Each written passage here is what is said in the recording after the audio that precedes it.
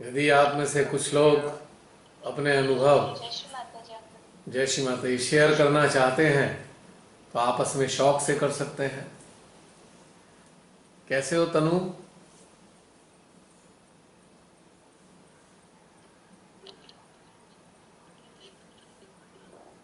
जय श्री माता जी राकेश जी। जय श्री माता जी भैया।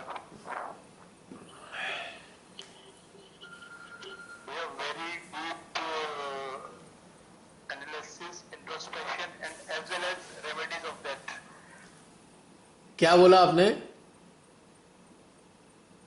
वेरी डीप इंट्रोस्पेक्शन हाँ हाँ। along with remedies of that। Shri Mata ji remedies तो बताती हैं हर व्याधि की। जी बिल्कुल। भाई व्याधियां तो हमें लगती रहेंगी लेकिन रेमेडी भी चलती रहेगी। जी एक्चुअली संसार में रहते हुए इन सब चीजों से विरक्त मतलब रह भी सकते और नहीं भी रह सकते। अंदरूनी तौर पे नहीं रहते लेकिन व्यवहारिक तौर पे रहना पड़ता है।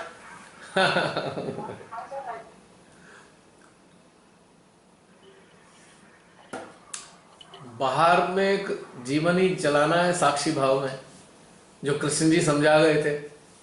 बस उसका एक आंकलन करना है, उसमें लिप्त नहीं होना है। जाने अनजाने में लिप्त हो जाते हैं तो फिर समझ में आती है अरे अरे उलझ गए, चलो भाई निकल जाते हैं। में बहते चले जाते हैं ना जी, पता ही नहीं चलता। बस ध्यान हमें यही तो जागरूकता देता है। ये जागरूकता ही तो देने के लिए ध्यान है। अन्यथा तो फिर जैसे जो ब्लाइंड होते हैं उनको कुछ दिखता नहीं है, फिर तो हम में और ब्लाइंड में कोई अंतर नहीं रह जाएगा, एक ही बराबर हुआ। वो भी अंधकार में है, हम भी अंधकार में ही रहेंगे। तो बस ध्यान में जागरूकता ही तो हमें उत्पन्न करनी है, या जागरूकता की ही तो जागृति अपने भीतर में करनी है। श्री माँ हमारी मदद करने को लगातार आतुर हैं, तैयार हैं, कब से हमारे साथ बनी हुई हैं। और अब तो साकार में भी मौजूद नहीं। इसका मतलब साफ है कि साकार में जब तक वो रहे तो हमारी पूरी तरह मदद करने को तैयार रहे। हमारी सारी व्याधियों को अपने शरीर पे लिया, हर प्रकार की चीजों को सहा।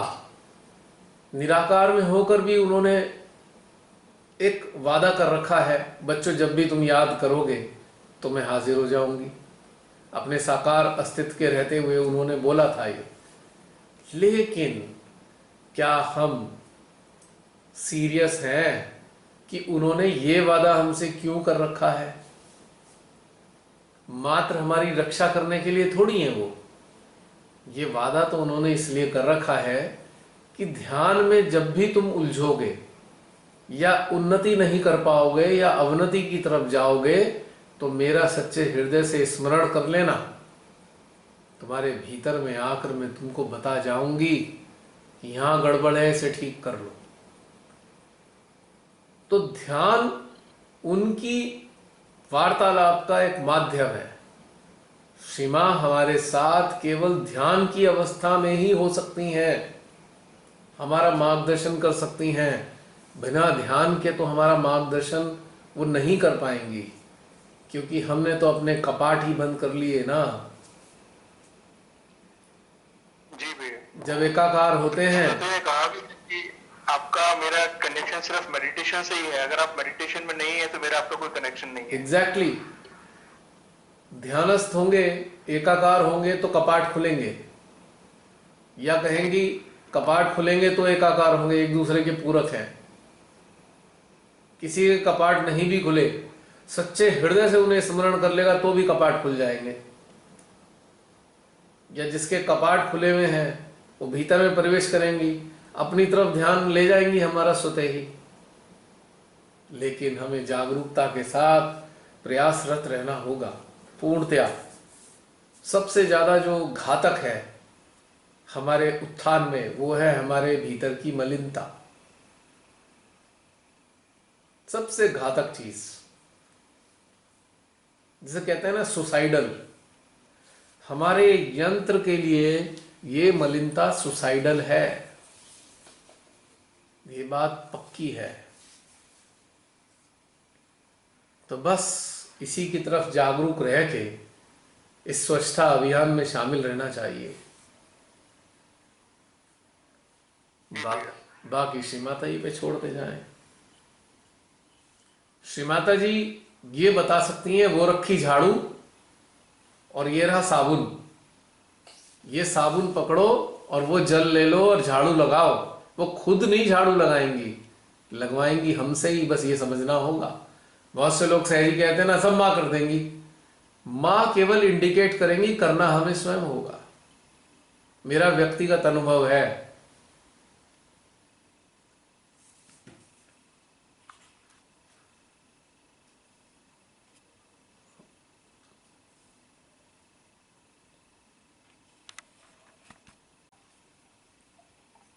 तो हम ये कह रहे थे राकेश जी कि मेरा व्यक्तिगत अनुभव है।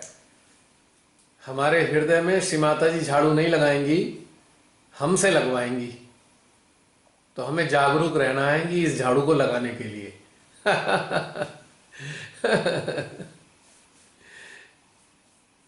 अब वैसे तो बेचारे रामदेव जी भी कह गए थे अपने भजनों में, मन मंदिर में झाड़ू रोज लगाया करो। भले ही उन्होंने अपने खुद के अंदर नहीं लगाई, पर हमसे कह जरूर दिया।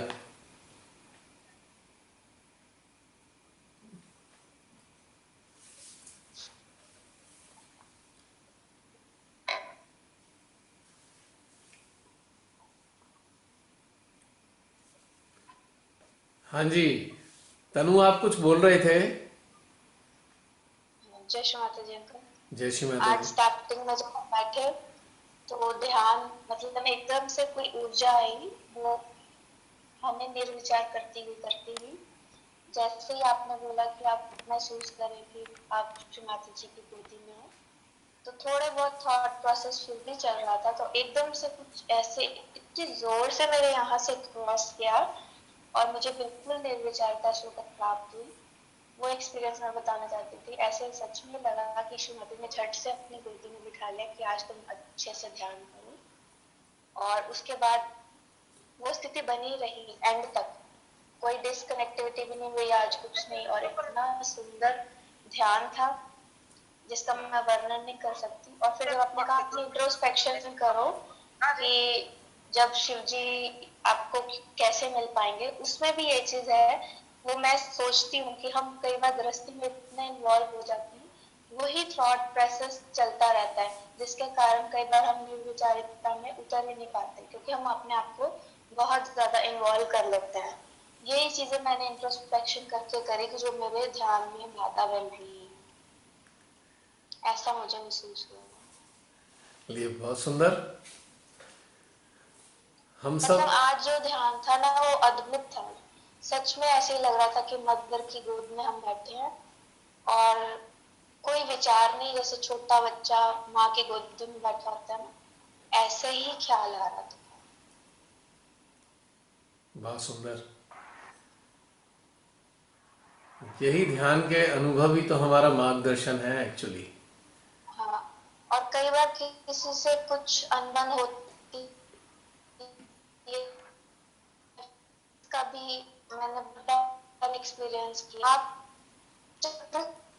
से गया आपको निकलने नहीं देती, आपको यहाँ कुछ होता रहता है उतने दिन, आपको क्षमा करना ही पड़ता है और फिर आप निर्विचारता को अच्छे से प्राप्त करते हो। नहीं तो वो थॉट प्रोसेस चलता ही रहता है।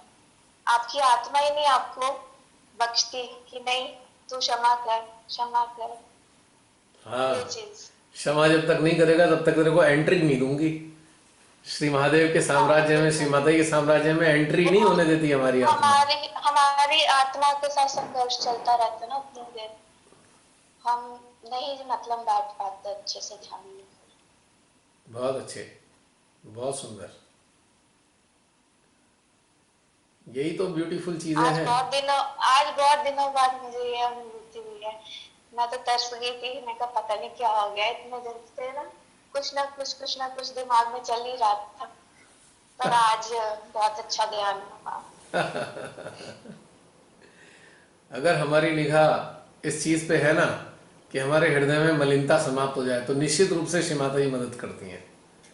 हम भले ही सक्षम ना हो, पर सक्षमता वो हमें प्रदान करेंगी निश्चित रूप से। पर हमारे अंदर प्योर डिजायर होनी चाहिए अपनी मलिनता को दूर करने के लिए। कई बार जो डिजायर तो है। कई बार जो सहजी है ना, हर चीज को जस्टिफिकेशन देना प्रारंभ कर देते हैं। अगर वो अहंकार भी दिखाएंगे तो कहेंगे नहीं नहीं नहीं, वो सही है, वो ठीक है। अगर वो गलत चीजों के लिए क्रोध भी करेंगे तो भी वो अपने आप को सही ठहरा देंगे। और वो ईर्ष्या भी कर रहे होंगे तब भी कहेंगे नहीं वो बिल्कुल सही है। तो ये चीजें श्री माता जी को पसंद नहीं है।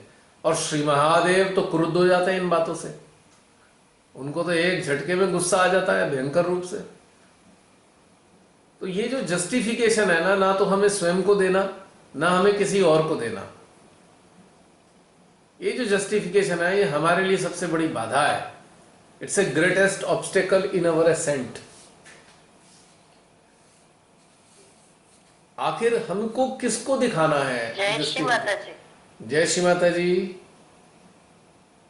जी बहन जी प्रकट हो जाइए।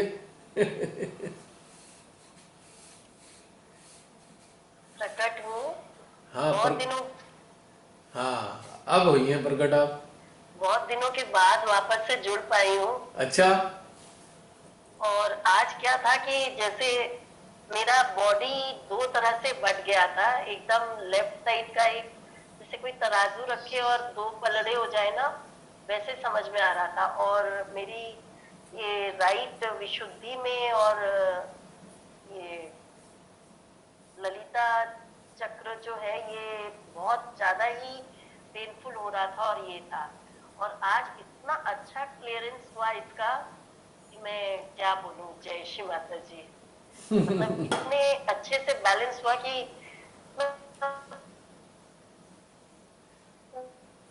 आपकी आवाज अटक गई। सिग्नल की कुछ सिग्नल की प्रॉब्लम आ रही है जो आवाज अटक रही है। नहीं आ पा रही आपकी आवाज। कोई बात नहीं, आपकी बात समझ में आ गई मेरे को। ऊंचा नीचा बॉडी क्या एक्चुअली आज चार्ज साक्षात श्री महादेव और श्री माता जी ने ले रखा था ना यंत्रों का हमारे। उनके उनके चार्ज में थे हमारे यंत्र, तो संतुलन तो दे ही देते वो।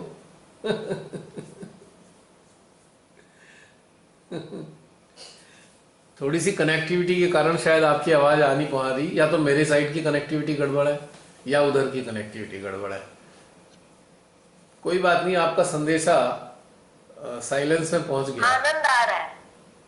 आनंद आ रहा है। आवाज ना आओ लेकिन आनंद आ रहा है। बस वही मुख्य है। जय श्री माता। जय श्री माता जी। खत्म होना ला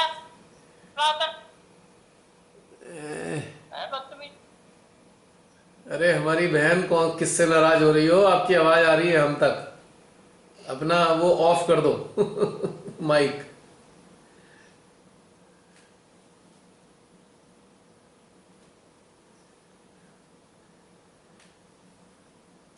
और कोई सहजी बताना चाहेंगे अपने अनुभव?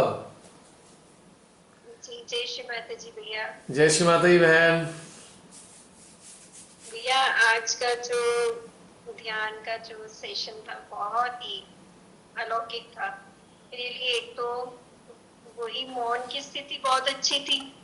दूसरा ये जो अंतविलोकन किया हमने हृदय की मलिनता पर, ये बहुत अनिवार्य था भैया। भैया हमारे अंदर कभी ना कभी कोई ना कोई मलिन थॉट, मतलब कुछ ना कुछ ऐसा हमें लगता है कि ये थॉट नहीं आना चाहिए था। हम नहीं चाहते पर ये थॉट आ रहा है कहीं से, और आता भी पास से है कहीं ना कहीं से। हम उसको तुरंत भगा तो देते हैं पर वो भागता नहीं है, कुछ टाइम बाद फिर वो आ जाता है। तो आज ऐसे लगा कि जैसे हमारे हृदय को शिवमाता जी ने पढ़ी और आपके थ्रू ये सेशन कराया।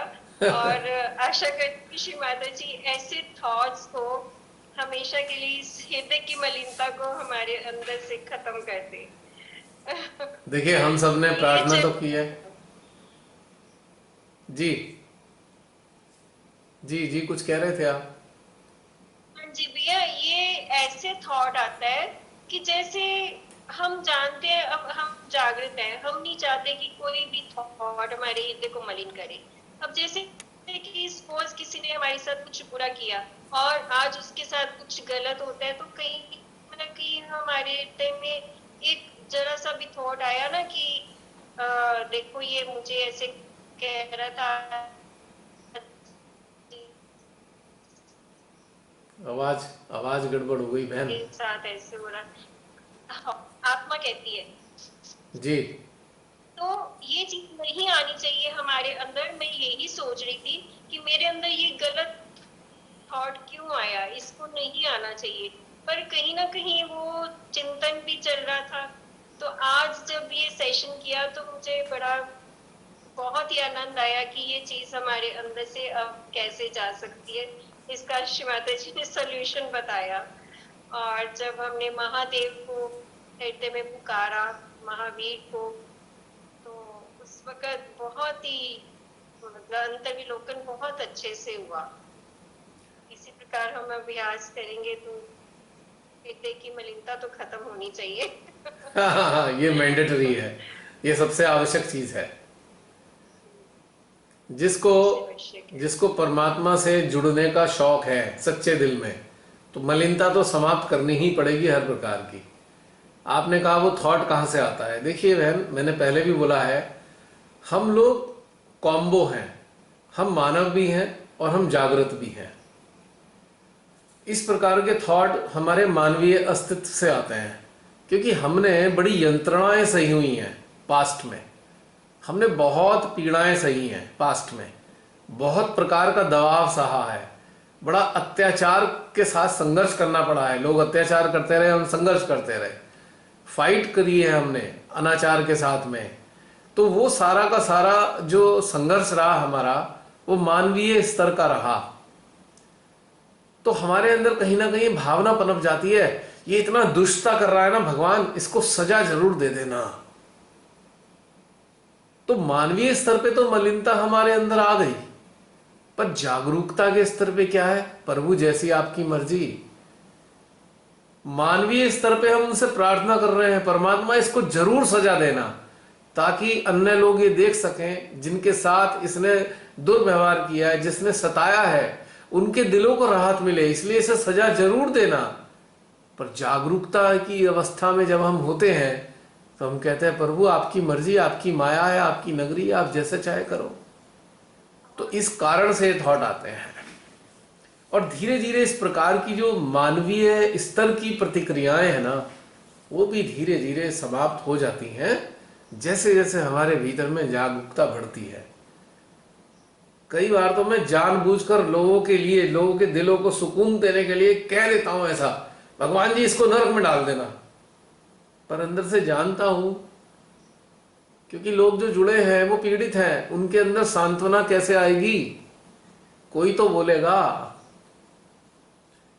और अंदर से पता है वो तो उनका खेल चल रहा है, बहुत सारी चीजों को अनावृत करना है उन्होंने। एक तरफ जुझारू होकर संघर्ष कर रहे हैं, गलत चीजों के लिए सब कुछ कर रहे हैं, और दूसरी तरफ शांत भी हैं कि प्रभु ये तो आपकी माया है, आपने आप ही देख लेना। तो हम लोग कॉम्बो है। तो जब पूर्ण जागरूकता की अवस्था में हम ध्यानस्थ होते हैं, उस क्षण ये मलिनता को हमें हटाना है। जब मानवीय होंगे तो मलिनता आएगी तो हमें पता भी नहीं चलेगा। मानवीय स्तर पे जब हम रहेंगे तो इस मलिनता का हमें मालूम ही नहीं है, क्योंकि हमें तो ये मलिनता ठीक लग रही है ना। हम कहेंगे भगवान इसके साथ ऐसे ही होना चाहिए था, क्योंकि हम मानवीय स्तर पे भी, हम मानव का भी प्रतिनिधित्व कर रहे हैं, दूसरा प्रतिनिधित्व कर रहे हैं हम एनलाइटेंड सोल्स का। दोनों साथ साथ चल रहा है, और दोनों गलत नहीं है, पर ध्यान की उस चरम सीमा पे जाने के लिए ये वाली मलिनता का भी त्याग करना होगा। श्री महादेव से एकाकार होने के लिए हमें इस चीज का भी त्याग करना होगा। घृणा ईर्ष्या जैसी तो तुच्छ चीजों का तो मतलब ही कोई नहीं रहता। घृणा, ईर्ष्या, प्रतिस्पर्धा है, किसी को दबाना, किसी के अहंकार दिखाना, ये तो इतनी घिन सी आती है इन चीजों से, घिन सी लगती है इनसे। तो ऐसा लगता है कीचड़ लपेट दिया हो किसी ने शरीर में। ये इनकी तो कोई जगह ही नहीं रह गई है। पर प्रतिक्रियात्मक जो एक मलिनता है मानवीय स्तर पर, जब हम रहते हैं या मानवीय संसार में हम रहते हैं तो आती है, तो ये तो बहुत समस्या नहीं है, ये चली जाएगी।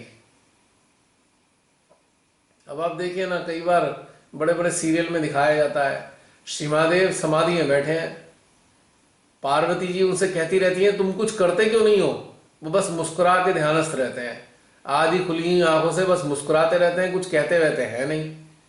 पार्वती माँ कितना ही कह लेती हैं देखो प्रभु ये क्या हो गया वो क्या हो गया, लेकिन वो तो अपना शांत है। फिर जब वो नाराज वराज हो हवा के शांत होके बैठ जाएंगी, उन्हें पता ही है अल्टीमेट तो वो जो करते हैं वो सही करते हैं, तो मुस्कुरा के बड़े प्यार से बता देंगे प्रिय इसका कारण ये था। तो ऐसे ही हमारे अंदर जागरूकता आएगी तो हमें समझ में आ जाएगा कि कारण और परिणाम हमारे सामने चल रहे होंगे। अत्याचार हो क्यों रहा है ये इसका कारण भी चल रहा होगा, और अत्याचार का परिणाम क्या होना है ये भी सामने दिख रहा होगा, पर हम निष्क्रिय होंगे, शांत होंगे, साक्षी होंगे। ये भी एक ब्यूटीफुल चीज है, पर एक झटके में हम इस चीज को नहीं पा सकते ना, तो पहले हमें मानवीय स्तर को जीते हुए इस स्थिति को पाना होगा। अगर हम अचानक ही आज महादेव जैसी स्थिति में अपने आप को स्थापित कर लें तो हमारे अंदर जो इतना सारा कोटा है ना पिछले कई संस्कारों का, वो ऐसे का ऐसी धरा रह जाएगा, ना महादेव का एहसास होगा और ना ही हम इससे मुक्त हो पाएंगे। तो सबके साथ मिलके थोड़ा मानव भी बन जाना चाहिए कभी कभी।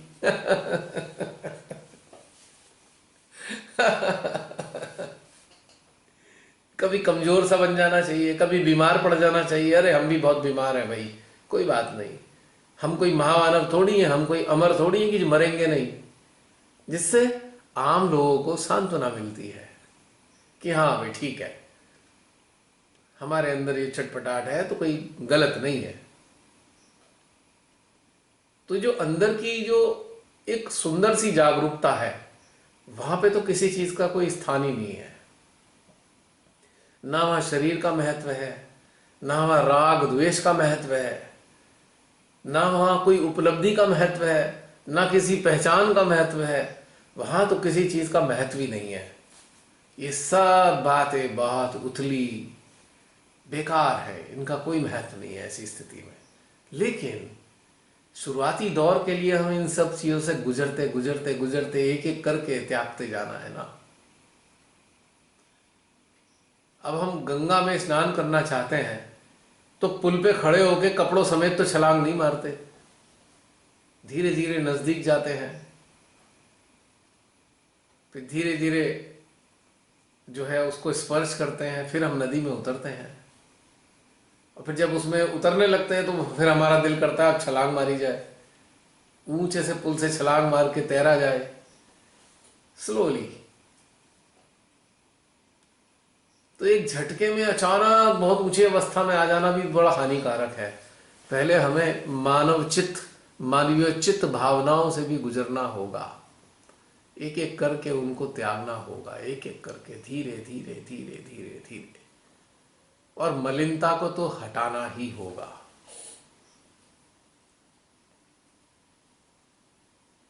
अंकल ऋषि मुनियों को तो इतने साल लग गए थे, तो हम तो बहुत लकी हैं, नहीं, इतनी जल्दी हमें हर चीज का एक्सपीरियंस हो रहा है। हाँ यकीनन यकीनन यकीनन, क्योंकि श्री माता जी की अनुकंपा है, और श्री माता जी हम लोगों की चेतना को इस तो हम कैसे ये सोच ले कि हम भी उस स्थान पे पहुंच जाएंगे इतनी जल्दी, हमें भी तो टाइम लगेगा ना। नहीं अनु, ये तनु ऐसा नहीं है, ये सोचने की क्षमता से परे चीजें हैं, इसको तो सोचने की जरूरत ही नहीं है हमें तो बस ध्यान में उतरना है, हम तो उस जगह पहुंचे हुए ही हैं समझ लो, बस आभास नहीं हो रहा है वहीं, बस मन का पर्दा पड़ा है ना। तो डिटैच थे ना हर चीज से, हम तो हर चीज करते हुए इस चीज में उतर रहे हैं ना। लेकिन उनसे और ज्यादा मतलब कह लो कि डिफिकल्ट सिचुएशन पर तनु ये मत भूलो, मैनेज कर रहे हैं। पर तनु ये मत भूलो, किसी ऋषि और किसी संत ने ये नहीं बताया जब मैंने इस स्थिति को पाया उससे पहले मैं कैसे कैसे गुजरा, उन्होंने बताया नहीं है। हमने तो उनका अल्टीमेट फॉर्म ही देखा है ना, कि जो उन्होंने अचीव किया। लेकिन जब वो गुजर रहे थे तो उन्होंने बताया नहीं है। 2-4 लोग हुए हैं जिन्होंने बताया है परमात्मा को पाने के लिए क्या क्या किया। मुझे याद आ रहा है, क्या नाम है उनका, जो उल्टे भी लटक गए थे, बाबा फरीदी, उल्टे भी लटके कुएं में, पता नहीं क्या क्या किया। उन्होंने बताया मैंने क्या क्या किया। सिद्धार्थ ने भी बताया, यानी कि गौतम बुद्ध ने भी बताया कि मैंने बहुत कुछ किया। लेकिन बहुत सारे संत ऋषि मुनि ऐसे रहे कि उन्होंने नहीं बताया, क्योंकि उनको ज़रूरत नहीं थी। उन्होंने तो अल्टीमेट चीज़ स्थापित करनी थी ना। तो हम गुजर रहे हैं तो हम कोई एकदम निकृष्ट प्राणी नहीं है। बस ये जो मलिनता है ना, मानवीय जो मन की मलिनता का पर्दा हमारी चेतना पे पड़ा हुआ है, जिसके कारण हम श्री महादेव को अपने भीतर में स्थापित होता हुआ महसूस नहीं कर पाते हैं। कभी कभी कर भी लेते हैं तो कभी कभी गड़बड़ आ जाते हैं। पर समस्या नहीं है ये। समस्या ये है कि हम इस मलिनता को हटाना चाहते हैं या नहीं, ये समस्या है। इसके लिए जरूर सोचना चाहिए कि हम वाकई मलिनता हटाना ही चाहते हैं क्या। फिर तो श्री माता जी हर हालत में मदद कर देती हैं हमारी। अभी मैंने बोला था ना कि हम मलिनता को ही जस्टिफाई करने लग जाते हैं। ये बहुत रॉन्ग चीज है। वो चीज घातक है। अब मैंने बहुत सारे 20 साल के अंदर बहुत सारे सहजियों को बहुत सारे प्रकार के जस्टिफिकेशन करते देखा, तो मुझे अफसोस भी हुआ कि जात किधर को रहे हैं, एहसास नहीं है कहां को जा रहे हैं। और बड़ा सा मजमा लगा हुआ है, मेला लगा हुआ है, बड़े प्रकार का मेला चल रहा है सहजियों के बीच में आजकल। बड़े बड़े स्टॉल लगे हुए हैं। स्टॉल समझते हो, मेले में स्टॉल होते हैं ना। हमारे बहुत से सहजियों ने अपने अपने अस्तित्वों के स्टॉल लगा रखे हैं, जगह जगह स्टॉल लगा रखे हैं। हम यूं हैं, हम यूं हैं, हमारी पहचान इससे है, हमारी पहचान उससे है। अब ये स्टॉल किस काम के श्री महादेव के सामने? जहां स्टॉल लगे हैं वहां तक तो एक्सेस ही नहीं है, श्री महादेव तक तो एक्सेस ही नहीं हो पाएगी, क्योंकि ये स्टॉल नहीं है, बेसिकली मलिनता है। सीमित कर दिया हम अपने आप को। हमारी जो असीमितता है, हमने एक बैनर तले उसको असीमित कर दिया। हमने एक टैग लगा दिया, हम ये हैं, हम बड़े बड़े राइटर हैं, हम प्रोफेसर हैं, हम वक्ता हैं, हम सहयोग एक्सपर्ट हैं। हमने टैग लगा दिया। और मलिनता, यही तो मलिनता है बेसिकली। हम समाज सुधारक हैं। बहुत से लोग ऐसा भी करते हैं, समाज सुधारने का काम कर रहे हैं लगातार, आए दिन उनका प्रसारण चलता रहता है। बहुत सारे लोग कुछ का कुछ किए जा रहे हैं, एहसास भी नहीं है कि श्री माता जी क्या चाहती हैं हमसे। नहीं है एहसास। आई एम सॉरी टू से, बस सामने एविडेंट है, चलता रहता, सामने दिखता रहता बहुत कुछ। पर मुझे को पता है कि ये जो उनके अक्सर यही देखा जाता है अंकल। हाँ, क्या चीज? अक्सर यही देखा जाता है, जो चीज अक्सर मैंने कहा यही देखा जाता है। सपोज सहजी कोई है जो बहुत अच्छा बोलता है, हाँ, वो एक लेवल आता है कि उसकी वही ईगो बन जाती है ना। वो समझता है मेरे से बढ़कर कोई बोल नहीं सकता सहज में। एग्जैक्टली। मतलब वो चीज उस पर हावी हो जाती है। ऐसे बहुत चीजें हैं। इवन जो जिस चीज में माहिर है उसका दिमाग फिर उसी तरफ लग जाता है और उसकी ईगो बोलने लगती है। ऐसे बहुत सारे केस। मतलब तनु एक प्रकार से उन्होंने अपने आप को ब्रांड बना दिया ना। दिस इज ब्रांड, मेरा ब्रांड ये है। बढ़ती जाती है चीज, बढ़ती जाती है। हाँ, तो ये मलिनता ही है। जो लोग सहजी नहीं समझ पा रहे हैं कि मलिनता किसे कहते हैं, मलिनता यही है कि हमने अपना एक टैग बनाया कि हम ये हैं, हम इस वाले पद पर बैठे हैं, तो हमारा ये अस्तित्व है। इम्बैलेंस हो गए ना, इम्बैलेंस है सहजीज। इम्बैलेंस तो है ही, लेकिन उसमें टैग भी लग गया ना।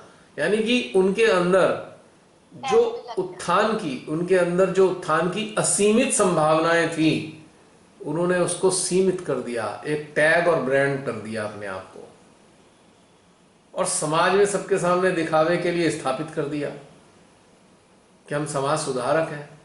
बड़ा आश्चर्य होता है मेरे को कि अरे कितने दिन रहोगे जिंदे, 4 दिन बाद तो लोग नाम भी भूल जाएंगे। करोड़ों वर्ष की है इस पृथ्वी की आयु, और मानवीय जीवन का अस्तित्व तो कई लाख वर्ष का रहा होगा, मुझे पता नहीं है, मेरी जी के बहुत कमजोर है, लेकिन मुझे लगता है कई लाख साल से तो मनुष्य के रूप में है ही इस धरती पे। न जाने कितनी बार जन्म हुआ, कितनी बार मिटे, कितनी बार नाम रखा गया, कितनी बार समाप्त हो गया। क्या करना है इसका? और शक्ल तो धूमिल सबसे पहले होती है, क्योंकि मृत्यु का जब समय आता है तो सबसे पहले शक्ल ही ऐसी हो जाएगी, धीरे धीरे करके आप जो है चिता की गोद में या धरती की गोद में दफन हो जाएंगे, हट जाएंगे सबके सामने से। तो इसको स्थापित करने के लिए, अपनी शक्ल को स्थापित करने के लिए इतनी मारामारी, और अपने ब्रांड को बनाए रखने के लिए इतनी जद्दोजहद, क्या मतलब है इस चीज का? यही तो मलिनता है। हु वी आर, हम हैं कौन अपने आप को ब्रांडेड करने वाले, अपने आप को टैग करने वाले कि हम फला फला हैं, हम ये चीज करते हैं। मुझे तो आज तक समझ ही नहीं आया। बहुत जगह जाना हुआ प्रोग्राम करने, बहुत से लोग कहते थे भाई आप ये करते हो, मैंने कहा नहीं, करता तो कुछ और हूं, बस इसके प्रति लगाव है, बस खत्म। लोग तो बड़े बड़े आर्टिकल लिख देते हैं, हम फला फला ये वाली चीजें करते हैं, हम ये करते हैं, हम वो करते हैं। उनका 2 मिनट में सब चीज बदल जाती है। आज जो कर रहे थे कल कुछ और कर रहे हैं, परसों कुछ और कर रहे हैं, सब चीज समय के साथ बदल जाती है। तो टैग क्यों लगाया?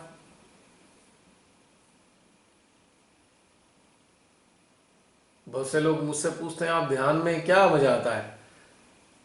कि भाई शौक है, जैसे आपको जो है पार्टी में जाने का, rotary club, wheelers club, Lions club में जाने का शौक है, हमें इस चीज का शौक है, बस इतना ही बहुत है। और जो शौकीन होंगे वो मिल ही जाएंगे, और उनके सामने आपको टैग लगाने की जरूरत है नहीं। तो आखिर हम उन लोगों के सामने टैग लगा रहे हैं जो शौकीन नहीं है। इंटरेस्टिंग बात है जो मैं बोलने जा रहा हूं, बड़ी इंटरेस्टिंग बात है ये। हम अपने आप को ब्रांडेड किन लोगों के सामने कर रहे हैं? जो इस रास्ते के शौकीन नहीं है। तो उनसे क्या हासिल हो रहा है? उनसे मात्र हमारा अहंकार तुष्ट हो रहा है। हम इतने लोग जानते हैं, अच्छा तो इससे क्या हो गया? हमें इतने लोग जानते हैं, इससे क्या हुआ? What you have attend. Shri Mahadev के सामने जाके हम कहेंगे, श्री महादेव वैसे तो बोलते ही नहीं है, पर माँ के थ्रू जब वार्तालाप करेंगे श्री महादेव, तो माँ कहेगी बेटा क्या किया, तुम्हें इतना अच्छा मौका दिया सहयोग में लाई में, इतना सुंदर सुअवसर दिया, आपने क्या किया? माँ हमें तो 10,000 लोग जानते हैं, हम तो अपने प्रदेश में छाए हुए हैं। अच्छा अब श्री महादेव के लायक तो पहुंचे नहीं, अभी उनके सामने आने लायक तो बचे नहीं बेटा, आपने तो कलुषित कर लिया अपने आप को। क्या मेरे से पूछा था अपने आप को ऐसे स्थापित करना है? क्या वाइब्रेशन भी चेक किए थे स्थापित करने से पहले? मैंने तो बता रखा है ना, जो स्थापित करना चाहते हो उसे पूछ तो लो मेरे से। नहीं किए थे ना। मां बहुत अच्छा लग रहा था, हमें बड़ी प्रशंसा हो रही थी। हाँ यही तो बात है, अपने मिटने वाले अस्तित्व की प्रशंसा से अभिभूत होकर लट्टू हो गए खुद पे ही।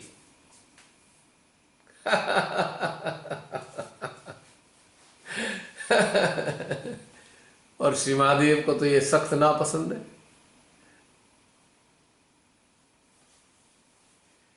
ये 99% रियलिटी है लोगों की, आपने जो बताई अभी ऐसे ही होता है, बिल्कुल ऐसे ही होता है।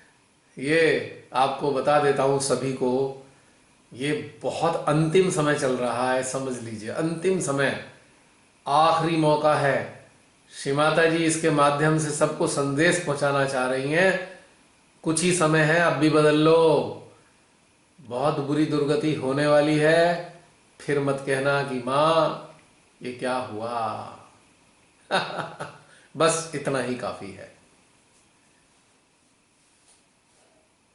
चलिए और कुछ बताइए। भीतर में प्रवाह आया, आप सब तक पहुंचा दिया।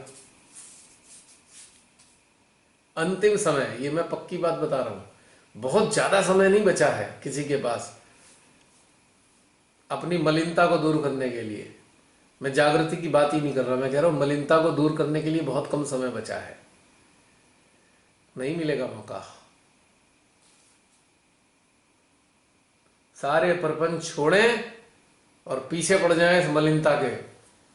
जैसे अपने बहुत से लोग अपना चेहरा बड़ा चमकाते हैं, शाइनिंग मारने लगे चेहरा। आई एम सॉरी, मैं महिलाओं के लिए नहीं कह रहा हूं, मैं पुरुषों के लिए भी कह रहा हूं। हमारे यहाँ आजकल तो समाज में पुरुष भी पार्लर जाते हैं, फेस पैक लगाते हैं। जितनी मेहनत चेहरे पे करते हैं, अपने हृदय पे उसकी 10% कर ले, खाली 10%, स्वच्छ हो जाएगा, निश्चित जानिए स्वच्छ हो जाएगा। और करना कुछ है नहीं, बस झाड़ू अपने हाथ में उठाने के लिए तत्पर रहना है। शक्ति माँ देगी, साबुन भी माँ देगी, पानी भी माँ देगी, डायरेक्शन भी माँ देगी। बस हमारे हाथ में झाड़ू आ जाए, बस इतनी सिद्ध इच्छा होनी चाहिए, इतनी तीव्र इच्छा हो कि नहीं माँ हमें तो अंदर की मलिनता साफ करनी है माँ, बस सच्चे दिल से। आज आपने, बहुत से लोगों ने बहुत ही सच्चे दिल से प्रार्थना की है माँ से, मैं जानता हूं इस बात को।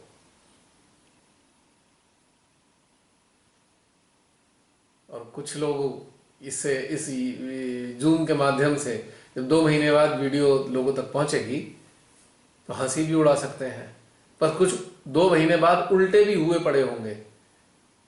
वास्तव में कुछ उल्टे पड़े होंगे, चमगादड़ की तरह लटके होंगे और अफसोस कर रहे होंगे काश ये वाली वीडियो हम पहले सुन लेते, तो ये मलिनता साफ कर ली होती, तो ये दुर्गति ना होती हमारी। ये कोरोना को आप, ठीक है मानव की बदमाशी का परिणाम है कोरोना, पर खेल परमात्मा का चल रहा है, ये समझ लीजिए। कहने का नाम कोरोना है, खेल उनका है। मैं ये नहीं कह रहा कि हम मरेंगे नहीं, हम कोरोना से भी मर सकते हैं, हम डेंगू से भी मर सकते हैं, हम किसी भी चीज से मर सकते हैं अगर हमारा समय आ गया, या हमारे अंदर इच्छा ही समाप्त हो गई इस दुष्टता भरे संसार में रहने की, तो कोई भी बैक्टीरिया वायरस आएगा, परमात्मा की इच्छा से आएगा और हमारे इस जीवन को समाप्त कर देगा। क्योंकि हम चाहते हैं समाप्त होना, अब हम रहना नहीं चाहते, ये बात सत्य है। घटनाक्रम भी वैसे ही होगा, कोई वायरस होगा, कोई बैक्टीरिया होगा, कोई भी ऐसी व्याधि होगी जिससे हमारी ये लीला समाप्त हो सकती है। लेकिन जिनके हृदय मलिन नहीं है उनके लिए समय वाकई अच्छा है, और जिनके अंदर मलिनता है उनके लिए समय बहुत कम रह गया है। सोचो जिनके हृदय में मलिनता रह गई और अचानक उनकी मृत्यु हो गई तो क्या होगा।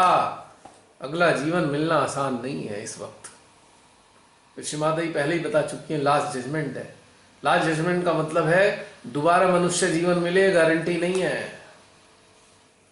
यानी कि हमारी चेतना पता नहीं कितने काल तक ऐसे ही धक्के खाएगी क्या। ये है सबसे ज्यादा खतरनाक स्थिति। तो बस ये चीज मेरे को थोड़ा सा इंडिकेट करना था, जो मेरे हृदय में श्री माता जी ने आज दिया, प्रेरणा दी।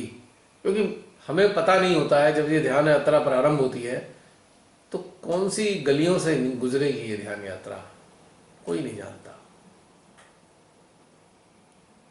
लेकिन आज महसूस होता है काल कभी भी समाप्त कर सकता है हमारे जीवन को। मलिन हृदय से अगर मृत्यु को प्राप्त हुए तो हमारी रूह, हमारी जीवात्मा बहुत तड़पेगी, इतना तड़पेगी कि कोई ठिकाना नहीं। और मलिनता समाप्त है तो किसी भी वजह से मृत्यु होती है तो एक फेस्टिवल होगा, एक तो उत्सव होगा, वो मजा आ रहा होगा कि अरे भाई जान छोड़ी माँ, आपका लाख लाख धन्यवाद इस दुष्टों के संसार से मुक्त कर दिया आपने। अब सूक्ष्म में रहकर भी कार्य कर लेंगे तेरा, फिर ये स्थिति होगी। मलिनता का रहना ही सबसे ज्यादा घातक है। मलिनता एक विष की तरह है जो हमारी जीवात्मा को हमेशा रुग्ण बनाए रखेगी निरंतर। जिनको अभी भी समझ में नहीं आया है, अच्छे से समझ लें, ये बहुत महत्वपूर्ण है।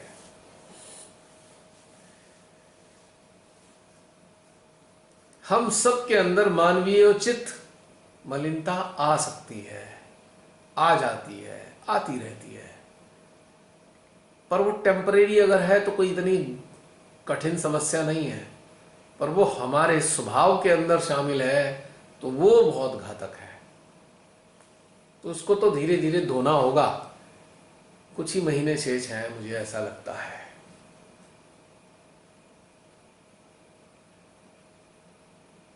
अब पता नहीं, बाकी तो श्रीमाता ही जाने, लेकिन ऐसा महसूस होता है कि जागरूक लोग जो हैं, पूर्णतः जो जागरूक हैं, उनके लिए तो बहुत आनंद का समय आ रहा है, और जो नहीं होना चाहते हैं वो अपने इसी जीवन काल में अनेकों प्रकार के नर्क देखेंगे। आई एम सॉरी टू से।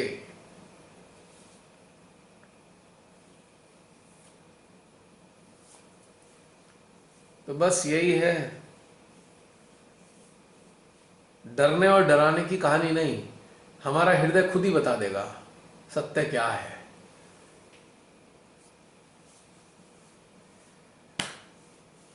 मुझे क्या मिलेगा डरा के अपनी जागृत चेतनाओं को?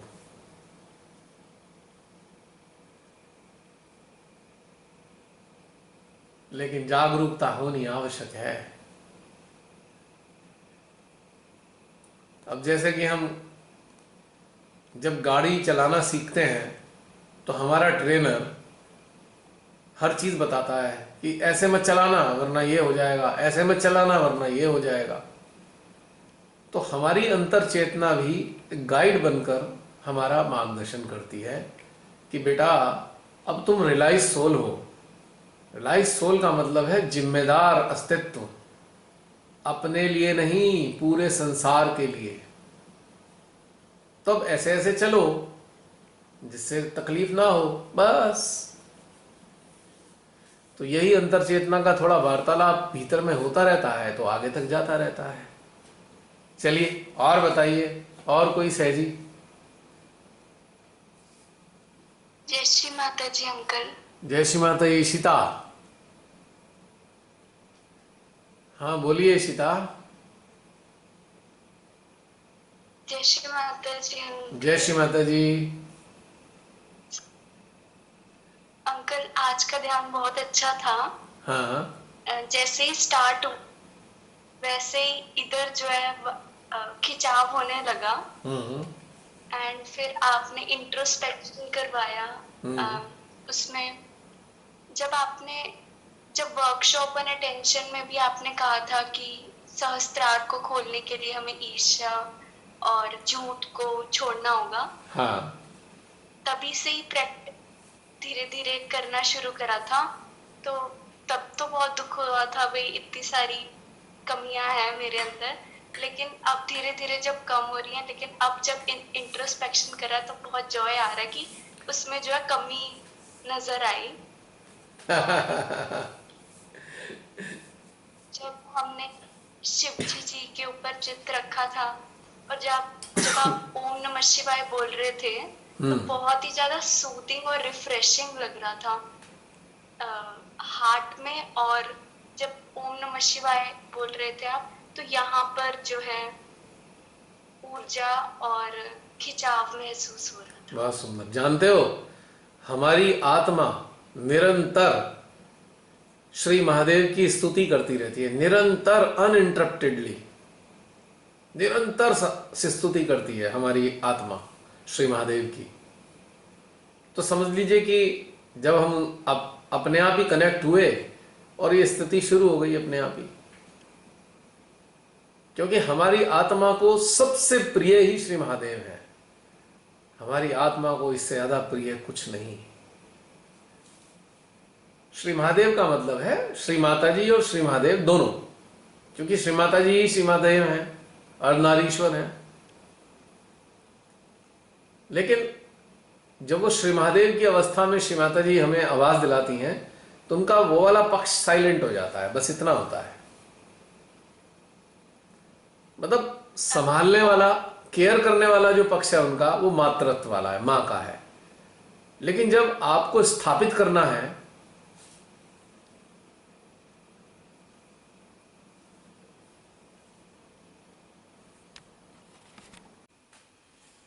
अंशु अग्रवाल म्यूट कर लीजिए।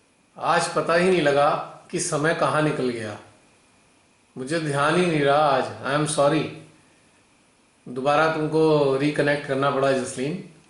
बस मैं थोड़ी देर 5-7 मिनट में बात खत्म कर देता हूँ। तो बात चल रही थी श्री महादेव की। हाँ जी। Ishita, are you there? हाँ जी, हाँ जी, आई एम देयर। तो मैं क्या बोल रहा था, अभी निकल गया। क्या पॉइंट था मैं बोल रहा था, याद दिला सकते हो? शिव माता जी और शिव जी दोनों ही महादेव आप बता रहे थे। हाँ, उनका जो पक्ष है केयर वाला पक्ष जो है श्री माता जी का, हमें उन तक पहुंचाने में मदद करता है, उनके लायक बनाने में मदद करता है। लेकिन जब वो श्री महादेव के स्वरूप में आ जाते हैं तो उनकी एक्सपेक्टेशन होती है कि हम स्वच्छ हृदय के हों। तो ये बहुत इंपॉर्टेंट है समझना, बहुत इंपॉर्टेंट है समझना।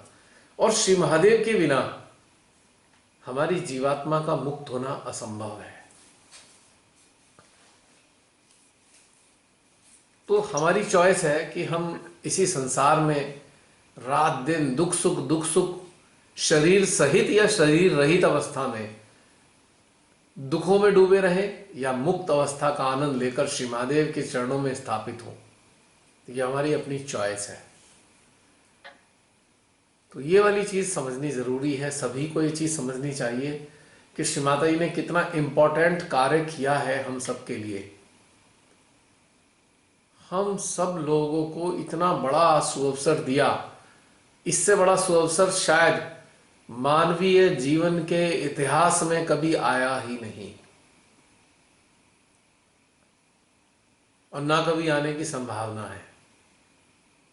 बारंबार हृदय में यही आता है कि बहुत कम समय बचा है, अपने भीतर की इस चीज को समाप्त कर दें और श्री महादेव के श्री चरणों में बैठने की योग्यता हासिल कर लें, तभी कुछ बात बनेगी, वरना तो बेकार हो जाएगा। इससे कुछ मिलना मिलाना नहीं है। बहुत से लोग ऐसा सोचते हैं बड़े उथले स्तर पे, अरे हम सहयोग में आएंगे, हमारा ये फायदा हो जाएगा, वो फायदा। इतनी छिछली बातें हैं ना ये जो फायदे वायदे वाली बात होती है, इतनी सतही, इतनी छिछली बातें हैं। तो इन बातों को करने का भी मेरा दिल नहीं करता।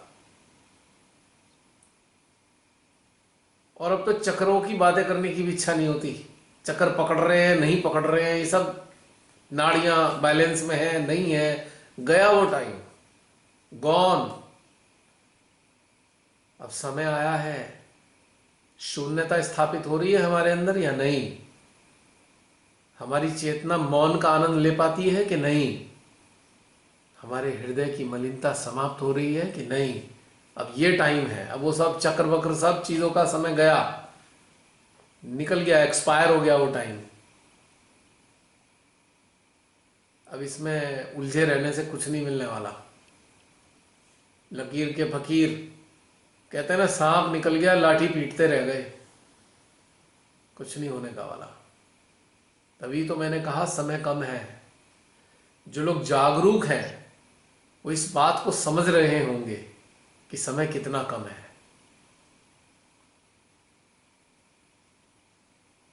अब तो सीधा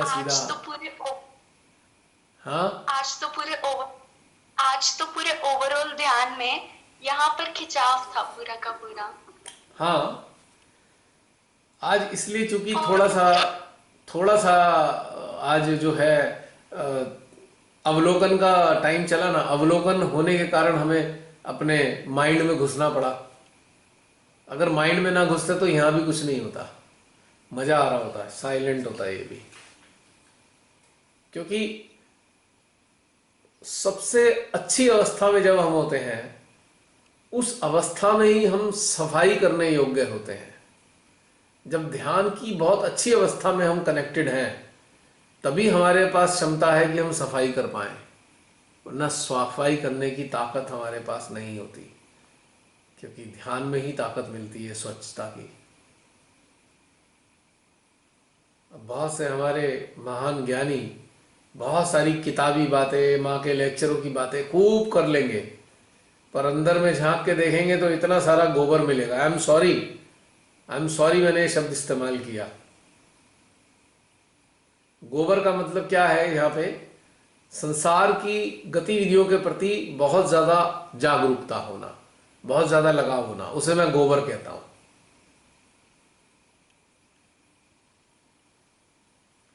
क्योंकि उसका कुछ होना नहीं है। हर साल, हर बार, हर जन्म में हम यही करते आए लगातार। संसार संसार संसार में ये, संसार में वो, ये करना, वो करना, वो करना, ये उद्देश्य, ये टारगेट। क्या अब क्या? अब तो श्री महादेव के सामने अटेंडेंस होनी है हमारी। अब कहाँ ये सब चीजें?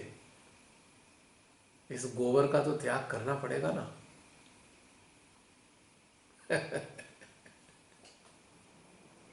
मतलब पता लगता है कि चित्त पूरा का पूरा संसार में ही उलझा हुआ है, संसार में ये अचीव कर ले। मतलब बैठे तो हम सहयोग की नाव में हैं, बैठे तो सवार तो हम सहयोग की नाव में हैं, और हमारे अंदर रुझान हमारा संसार की तरफ है, इंटरेस्टिंगली। और संसार में भी बुरी तरह लिप्त है।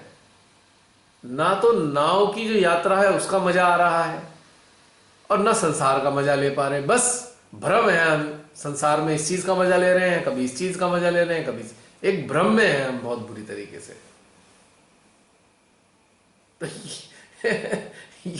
ये कहानी है। तो ऐसा गोबर हमारे अंदर भरा हुआ है। उस गोबर को हमें इस जो निर्मलता है हमारे भीतर में, उसमें डाल देना चाहिए। सबसे पहले अपने हृदय में शून्यता की स्थापना करनी होगी। जब तक शून्यता स्थापित नहीं होगी, तब तक निर्मलता में वो परिवर्तित नहीं हो सकती। और जब तक निर्मलता हमारे भीतर नहीं होगी, तब तक ये गोबर समाप्त नहीं होगा। तो ये तीन चीजें हैं हमें समझनी है। तीन चीजें, तीन स्टेप है ये। पहला शून्यता, दूसरा निर्मलता, और तीसरा स्वच्छता। चॉइस सबकी है। हाँ इशिता बताओ बेटा, बोलिए बोलिए। और आज नोज से लेके यहाँ पंसा चक्र तक एक लाइन खींच रही थी खिंचाव के रूप में, और उसके बाद फैल गया, यहाँ से लेके पूरा फैल गया ऊर्जा के रूप। एक्चुअली ना बेटा, हमसा में खिंचाव होता है। हृदय जब काम करना शुरू करता है तो ऊर्जा को प्रवाहित करना शुरू करता है, जिसके कारण हमसा में खिंचाव होना शुरू हो जाता है। यानी कि हमसा हमारी मदद करता है आदि शक्ति के साथ कनेक्ट करने में। सबसे बड़ा सपोर्टर है हमसा, क्योंकि यहाँ तीनों नदियाँ यानी कि तीनों धाराएं, ईड़ा पिंगला सुषुम्ना की तीनों धाराएं यहाँ मिलती हैं, और ये तीनों एक हो जाती हैं। यहाँ पर तीनों एक होती हैं, और फिर इस धारा की जो गति है, यानी कि सुषुम्ना यानी कि गंगा की धारा फिर चलती है सहस्त्रार की ओर। आपको ध्यान होगा शिवजी जी के सहस्त्रार में गंगा माँ फूटी हुई प्रतीत होती है। तो ये जो गंगा है ना हमारे भीतर में, यहाँ से उदय होकर सहस्त्रार से फूटती हैं। तो इसलिए लकीर जैसा महसूस हो रहा है, क्योंकि त्रिकुटी में तीनों के तीनों एक हो जाती हैं, तीनों नदियां मिल जाती हैं। ये ईड़ा पिंगला सुषुम्ना एकाकार हो जाती हैं, और फिर गंगा बनकर फिर श्री महादेव की ओर चलती हैं, और फिर सहस्त्रार से फूटती हैं, बिल्कुल वैसे ही। तो फिर सारे में फैला फैला नजर आता है ये, इसलिए आपको महसूस हुआ ये सूक्ष्म घटनाक्रम है जो हमारे अंदर घटित होता है। और किसी ने बात कर, और यहाँ पर कौन सा चक्र होता है? क्या बेटा? यहाँ पर और यहाँ पर कौन सा चक्र होता बेटा है? थोड़ा सा ऊपर की तरफ अगर करोगे तो विशुद्धि है, सेंटर में विशुद्धि, जहां पे सिंदूर लगाते हैं ना, फ्रंट में सिंदूर लगाती है ना मैरिड महिलाएं, तो समझ लीजिए इसी हिस्से में लेफ्ट साइड में विशुद्धि, हाँ जी, हाँ जी। लेफ्ट विशुद्धि, राइट विशुद्धि और मध्य विशुद्धि। कपाल के ऊपर ये जो हिस्सा है हमारा ऊपर का, जहां से मांग शुरू होती है, वो हिस्सा विशुद्धि का है एक्चुअली। तीनों विशुद्धियां यहाँ पे इंडिकेट करती हैं। और ये तब इंडिकेट करती हैं जब शक्तियों के निराकार रूप, निराकार अस्तित्व स्पर्श करते हैं, तभी कपाल के ऊपर प्रतिक्रियाएं होती हैं हमारी। ये चक्रों की पीठ बताई है ना श्री माता जी ने यहाँ पे, चक्रों की पीठ। वैसे तो विशुद्धि गले में है, लेकिन यहाँ पर ऊपर वाले सिस्टम में है। इसका अगर आपको थोड़ा पढ़ना हो तो कहीं आर्टिकल है, ऊर्जा संकेत, ढूंढ के पढ़ लेना कहीं ब्लॉग में। ऊर्जा संकेत और उनकी मौन अभिव्यक्ति, इसमें पूरा डिटेल में वर्णन है। ये सारे जो इंडिकेशन आते हैं उनकी डिकोडिंग है। अगर रुचि हो तो पढ़ लेना बेटा, तो आपको सारी चीज़ें क्लियर हो जाएंगी। अब अगर किसी ने अभी कुछ बात करनी है तो ठीक है, वरना समाप्त करते हैं। ऑलरेडी 2 घंटा पूरा हो चुके हैं। आज थोड़ा सा लंबा हो गया, पता ही नहीं चला टाइम कहाँ गया। आज हम सब लोग काल से परे थे ना, time was not affecting us, time free zone में थे हम। अब श्री महादेव के साथ तो टाइम फ्री जोन में ही होंगे हम, बियॉन्ड टाइम। तो और कोई अन्य बातचीत करना चाहते हैं, वरना फिर समाप्त करें। बोलिए बोलिए, फाइनली फिर जय श्री माता जी बोल दिया जाए समापन के लिए।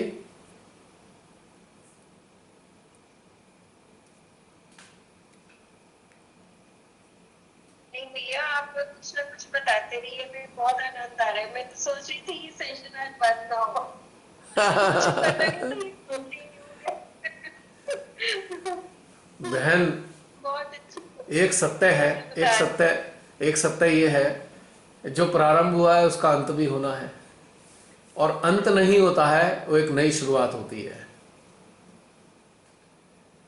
तो आज के लिए तो अंत होगा, पर अगले के लिए एक नया प्रारंभ भी होगा। आज आपकी चेतना जो इस चीज से गुजरी है, इस यात्रा से, अब आज से एक नए प्रारंभ की ओर चलेगी ना।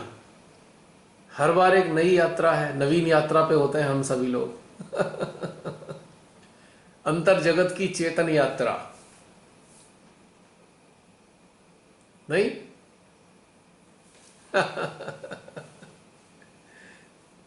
हमने तो भैया कभी सोचा ही नहीं था कि ये यात्रा इतनी सुखद, इतनी मतलब अलग अलग तरह की होगी। हाँ, ये तो कोई भी एक नहीं जान जैसी सकता। हर रोज बदलती है, हर मतलब हमारा डेस्टिनेशन भी बदलता है कि हमें यहाँ तक पहुंचना है, इसको अचीव करना है, इस स्थिति को।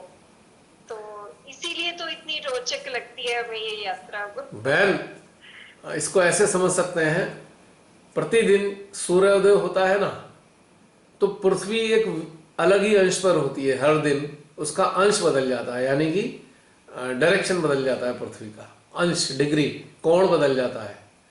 हर रोज कोण बदलता है पृथ्वी का। तो ठीक इसी प्रकार से हमारी अंतर जगत की यात्रा भी हर बार भिन्न होनी है। जब अंतःकरण में चेतना का सूर्योदय होता है, चेतना का प्रकाश होता है, तो हर बार ये यात्रा एक अलग ही अंदाज में होती है, अलग ही डायरेक्शन में होती है। तो इसीलिए तो इसे यात्रा कहा, जर्नी टू इनफाइनाइट, अनंत की यात्रा है ये। कहने को भीतर की यात्रा है, पर है ये अनंत यात्रा, अंतहीन। हर बार एक नया प्रारंभ है और हर बार एक नया समापन है, और समापन ही अगला प्रारंभ होता है। एक ब्यूटीफुल चीज है ये, जिसमें हम भीतर ही भीतर अनेकों प्रकार के आयामों से गुजरते रहते हैं लगातार, और आनंद लेते रहते हैं। बहुत से लोग शरीर के स्वास्थ्य को, बीमारियों को प्रेस्टीज इशू बना लेते हैं। बस से जी, प्रेस्टीज इशू, हम तो हमारे, हम तो बीमारी नहीं पड़ेंगे। एकदम महामूर्खता। बीमार पड़ना क्या है, बीमार पड़ सकते हैं। आजकल इतने सारी बार बार तबीयत खराब हो रही है सबकी, क्योंकि मौसम बदल रहा है। अभी आप गर्मी से आ रहे हैं, पसीने में तरबतर हैं, कमरे में घुसते हैं, एसी चला रखा है, ठंडा गर्म हो जाता है, हाइपर थर्मोस्टेट हमारे बॉडी का फेल हो जाता है। तो हम कोई शरीर से अमर नहीं है, हम चेतना से अमर हैं। अगर आज ही हमारा किसी भी कारण से प्राणांत हो जाए तो कोई शर्म की बात थोड़ी है, परमात्मा की इच्छा की बात है, शर्म की बात नहीं है। और हम होते कौन है अपनी आयु को सुनिश्चित कर लेने वाले? हाँ, आयु बढ़ भी सकती है, घट भी सकती है, कारण परिणाम हम जानते हैं, अब जान गए हैं, पर ये समय हमारे हाथ में तो नहीं है। समय बनाने वाले के हाथ में है। कब हमारी मन स्थिति कैसी होगी, कब हम कैसी अवस्था में होंगे, इस बात पे निर्भर करता है। तो बहुत सी चीजों के लिए प्रेस्टीज इशू नहीं बनाना चाहिए। मैंने बहुत से देखा है, बड़े सहजी, बहुत सफर करते हैं, परेशान हो जाएंगे, बीमार हो जाएंगे, परेशानी आएंगी, किसी को बताएंगे नहीं, चुप, कहीं बेइज्जती ना हो जाए। ऐसे वो लोग होते हैं जो किसी पद वद पे बैठे होते हैं, बड़े सक्रिय होते हैं, बाह्य रूप से बहुत सक्रिय हैं सहयोग में। ऐसा लगता है कि सहयोग वही चला रहे हैं, और वो अगर बीमार हो जाएं या कोई उनके साथ जीवन में परेशानी आ जाए तो बड़े मुंह छुपा के घूमते रहते हैं, बताते तक नहीं, रंदर रंदर सफर करते हैं। हम सबको समझना होगा, हमारा शरीर नश्वर है, आज नहीं तो कल मर जाएगा। पर इसी शरीर के रहते जितना हम अंदर से अर्जित कर लें, जितना ज्यादा प्राप्त कर लें, वही अमृतत्व की तरफ ले जाएगा हमारी चेतना की। तो चेतना का अमृतत्व है, शरीर का अमृतत्व नहीं है। साक्षात भगवान श्री कृष्ण जी भी, सुना है हमने किस्से कहानियों में, एक तीर लगने से उनकी मृत्यु हुई थी, पांव में तीर लग गया था किसी बहेलिये का, मोर की आंख समझकर उसने तीर चला दिया, ऐसा सुना है बचपन में कहानी में। और श्री राम का तो सबको पता ही है, सरयू में उन्होंने समाधि ली थी। वो तो साक्षात भगवान थे, वो चाहते तो आज तक जीवित रहते, ऐसे मतलब जीवित से मेरा मतलब है सशरीर रहते आज भी। वैसे तो हमेशा से कायम है श्री राम, श्री कृष्ण भी आज भी हैं, ये सारे बड़े बड़े अवतार आज भी मौजूद हैं अपने अपने अस्तित्वों में, हमें लाभान्वित करते रहते हैं, पर शरीर रूप में आज भी रहते, क्योंकि ये कार्यकाल है। अब श्री माता जी ने भी तो साक्षात कहा था अपने साक्षात स्वरूप के लिए, किसी की ताकत नहीं जो मुझे इस शरीर से ले जाए, पर मैं चाहती हूं कि अब मुझे मेरी इच्छा का आप लोग सम्मान करें। तो ऐसे हम में से बहुत से लोग हैं, अंतर्निहित पता नहीं किस प्रकार की एक इच्छा रखते हैं। और मेडिकल कारण तो कोई बनेगा ना मृत्यु का शरीर की मृत्यु का, चेतना की कहां मृत्यु होती है भला? अगर चेतना की मृत्यु होती तो रावण आज भी मौजूद ना होता, श्री राम आज भी मौजूद ना होते, श्री कृष्ण आज भी मौजूद ना होते, सारे संत सारे सदगुरु आज भी मौजूद हैं, क्योंकि अमृतत्व है, अमृतत्व है उनके पास इस चीज का, चेतना अमर है। तो इसलिए इस चीज का प्रेस्टीज इशू किसी को भी नहीं बनाना है, हमको सर्वसाधारण बने रहना है कि हाँ अभी ठीक है, क्योंकि हम मानव हैं। मानवीय चित्त स्वभाव, मानवीय चित्त जीवन, उसको भी जीते चले, साथ में जागरूकता को भी बनाए रखें। ठीक है बहन, समाप्त करें हम? रमनी बहन समाप्त करें?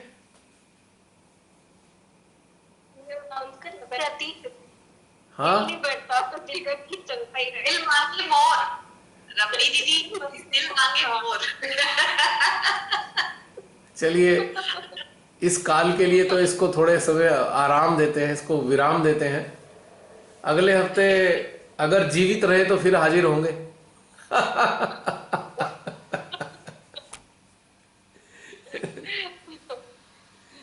अगर शरीर जीवित रहा तो फिर आमने सामने होंगे, क्या पता आजकल के समय का। कोरोना ना हुआ शेर हो गया, है ना। लोगों के सर पे ऐसा खौफ चढ़ा हुआ है कोरोना का, जैसे शेर आ जाता ना जंगल में, हाय भगवान जंगल में नहीं जाते, शेर आ जाएगा। ये हाल कर दिया है सारे देशों की सरकारों ने। आजकल भैया लोग जागरूक हैं, लोग टेस्ट नहीं करवा रहे हैं। आप समझ गए। कुछ गला खराब है, कुछ है ना, डॉक्टर से कहते हैं तुम टेस्ट मत करवाओ। देखिए मैं सबके लिए एक संदेश देना चाहता हूं, टेस्टेड फॉर्मूला है, सबके लिए संदेश है। किसी को खांसी, नजला, जुकाम, बुखार, टेंगू पेंगू कुछ भी हो जाए, आपको केवल 3 चीजें लानी है। खूब कला बाजार से ताजी, 1.5 महीने पुरानी खूब कला नहीं होनी चाहिए, 1.5 महीने के अंदर होनी चाहिए। उसकी उम्र 1.5 महीना है खूब कला की, चौलाई के दाने जैसी होती है खूब कला। नंबर 2 अंजीर सूखी वाली, डिहाइड्रेटेड अंजीर, फिग। और तीसरा है मनक्का, 7-8 मनक्का। एडल्ट के लिए एक बार की डोज 2 ग्राम खूब कला, 8 मुनक्का और 2 अंजीर। पत्थर की जो सिल होती है, सिलबट्टा होता है, सिलबट्टे से पत्थर की सिल पे थोड़ा सा पानी लगाकर मनक्का के बीज बाहर निकालकर उसको अच्छे से चटनी बनाएं, खूब अच्छे से उसे 2, 5, 7, 10 मिनट तक खूब रगड़ें। जब वो बढ़िया सी चटनी पल्प जैसे बन के तैयार हो जाए, उसे प्यार से खा लें। टेस्ट नहीं आएगा उसमें, सीधा चम्मच से लेकर गले में उतार दें और सटक जाएं। थोड़ा अजीब सा टेस्ट लगे, वैसे टेस्ट खराब नहीं होता है, फिर भी बहुत से लोगों को नया लग सकता है। हल्का सा गुनगुना पानी पी लें अगर टेस्ट खराब लगे। बस ये मुझे उम्मीद है 6 डोज, मैक्सिमम 6 डोज के अंदर ये आपकी समस्या काफी हद तक दूर हो जाएगी। और इसमें कोई शर्त नहीं लगानी है कि 6 ही लेनी है। अगर तबीयत ठीक ना हो, लेते रहें जब तक ये पूरी तरह ठीक ना हो जाए। और कोरोना से बिल्कुल डरने की जरूरत नहीं है, कुछ नहीं है। ये इन्फ्लुएंजा बैक्टीरिया, इन्फ्लुएंजा वायरस है, हर साल आता है, हर साल आएगा। बस अब की बार इसका नामकरण संस्कार कर दिया है WHO की षड्यंत्र की सहायता से। चाइना, बड़े बड़े व्यापारी, बहुत बड़े बड़े व्यापारी इस गोरख धंधे में, इस षड्यंत्र में शामिल हैं। उन्होंने इसका एक नामकरण कर दिया है इन्फ्लुएंजा वायरस का, जो वायरस हमारे साथ हमेशा से रहते आए हैं। और मुझे पूरी उम्मीद है कोरोना को जब तक चलाएंगे, अगली बार फिर एक और नया वायरस खोज लेंगे हमारे अंदर का, फिर उससे डराएंगे। तो निश्चित रूप से डरने की जरूरत नहीं। ये जो नुस्खा है, ये रामबाण है, पिछले साल मैं आजमा चुका हूं। और इस बार भी कोरोना पेशेंट को ही मैंने बताया है। बहुत से अभी भी इनमें से कुछ सहजी हैं जो प्रभावित हुए थे। अभी कुछ दिन पहले एक सहजी ने पूछा था मेरे से, उसको सारे सिम्टम्स कोरोना के आ गए थे। उसको मैंने बताया, उसने खाया, मैं समझता हूँ शायद उसको आराम मिला। जूस भी बताया, नारियल का पानी भी बताया। लेकिन ये फार्मूला बहुत शानदार है। और दूसरी चीज़ एक बात समझनी होगी, वायरस का एक कार्यकाल होता है, घबराने की बिल्कुल ज़रूरत नहीं। 3 दिन 7 दिन आएगा और चला जाएगा। श्रीमाता जी बता चुकी हैं कि वायरस सबकॉन्शियस से आते हैं, कुछ दिन शरीर में रहते हैं, फिर चले जाते हैं। इसकी कोई मेडिसिन नहीं है। अस्पतालों में जो लोग मर रहे हैं, कौन से ट्रीटमेंट से? जब ट्रीटमेंट है ही नहीं तो हॉस्पिटलाइज करने का औचित्य क्या है? यानी कि हॉस्पिटल आपको शमशान पहुंचाने का कार्य कर रहे हैं। बस अभी आप सबने सुना होगा कितने लोगों की किडनी निकाल ली गई, लीवर निकाल लिए गए। घबराना बिल्कुल नहीं चाहिए, शांत रहिए, स्वीकार कीजिए, मौत सबको आएगी। डरना किस बात का है? और जहां तक अभी तक की जानकारी है, कोरोना से शायद ही किसी की घर में मृत्यु हुई हो। तो कहीं ना कहीं जो मरे हैं वो ट्रीटमेंट के नाम पे जो जहर दिया गया है उससे मरे हैं। षड्यंत्र का हिस्सा है। जितने ज्यादा मरेंगे उतना कोरोना का खौफ पूरे विश्व में फैलेगा। आपको पता है, जर्मन, इंग्लैंड, फ्रांस, पता नहीं कितने देशों के लोग सड़कों पे आ चुके हैं आज जर्मन में सबसे बड़ा प्रदर्शन था लॉकडाउन और मास्क के खिलाफ, और वो उन्होंने तख्तियां हाथ में ले रखी थी, बता रखा है, उस पर लिखा था it corona is a fake. और हमारी गवर्नमेंट का तो मैं क्या बोलूं, कहना ही बेकार है। वर्तमान गवर्नमेंट क्या है आप सभी अच्छी तरह जानते हैं। लूट के खा गए हमारे देश को, हमारे देश की जड़ें कमजोर कर डाली वर्तमान गवर्नमेंट ने, लूट लिया सारा पैसा, कंगाल बना दिया राज्यों को। जीएसटी देने के लिए पैसे नहीं है इन पे। जीएसटी के पैसे पे भी जैसे एक सांप होता है ना, खजाने पे कुंडली मार के बैठ जाता है, एक ऐसा ही मानव सारे रिवेन्यू पर कुंडली मार के बैठा हुआ है, और वो सारे खर्चे अपने चुनाव में विधायक खरीदने में करता है। मुझे समझ नहीं आता कि लोग जागरूक क्यों नहीं होना चाहते। जब बिल्कुल ये जो कंगाली है आपके घर तक पहुंचेगी, ज्यादातर आम लोगों के घर तक पहुंचेगी, तब समझ में आएगा। जब वो उठा के घर से बाहर निकाल देगा कि लाओ ये घर भी मेरा हो गया, ये सामान भी मेरा हो गया। एक दिन ऐसा भी आएगा जब ये दुष्ट मानव ये करने वाला है एक दिन। जैसे वो किम उन जुंग है ना, वो नॉर्थ कोरिया का, उसने सारी चीजों पे कब्जा कर लिया, सबके घर अपने कब्जे कर लिए।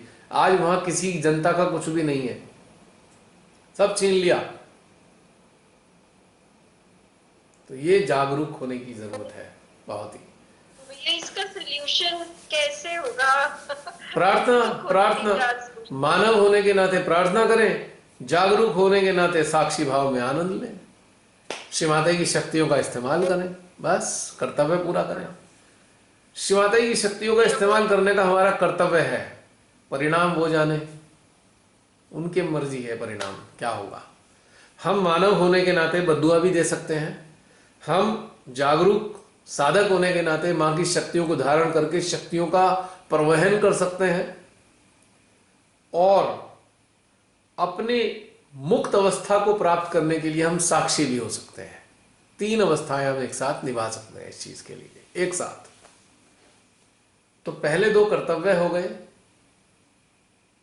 और तीसरा तो हमारा अल्टीमेट डेस्टिनेशन है ही मुक्त अवस्था में आ जाना, अपने मलिनता को स्वच्छ कर लेना। तो ये है बहन। चलिए समाप्त करते हैं, बहुत लंबा टाइम हो गया है, 12 बजने वाले हैं, 2.5 घंटा होने वाला है। अंकल जी हाँ बेटा जय श्री बोलो। माता जी अंकल। जय श्री माता जी बेटा। जी अंकल प्रतिस्पर्धा का मतलब क्या होता है? कंपटीशन। ठीक है, ओके। अब मैं बेटा बात यह है, मैं गवर्नमेंट के चुंगी के स्कूलों में पढ़ा हूँ, मुझे अंग्रेजी ज़्यादा आती नहीं, तो जो उन्होंने बचपन में सिखा दिया हिंदी तो वही आती है थोड़ी बहुत, हालांकि उसमें भी व्याकरण की बहुत सारी गलतियां होंगी। अंकल आपसे भी बहुत सारे वर्ड्स सीखने को मिलते हैं। तो आपको इंग्लिश का भी पता है, वही ये भी तो अच्छी बात है। आपको इंग्लिश का वोकैब भी तो पता है, ऐसा तो नहीं खाली हिंदी बता के गलत फहमी में मत रहिए बता देता आपने। आप लोग बिल्कुल गलत फहमी में नहीं रहिए। मैं गूगल का इस्तेमाल करता हूँ किसी वर्ड का मायने पता करने के लिए, आप भी करा करिए। हाँ, नहीं पर आपको बहुत हेल्प मिलती है, हिंदी अच्छी होगी हम लोग। अब ये समाप्त करते हैं, बैटरी समाप्त होने वाली है। जय श्री माता जी। अगली यात्रा पे अगर जीवित रहे फिर मिलेंगे। जय श्री माता जी। जय श्री माता जी। जय श्री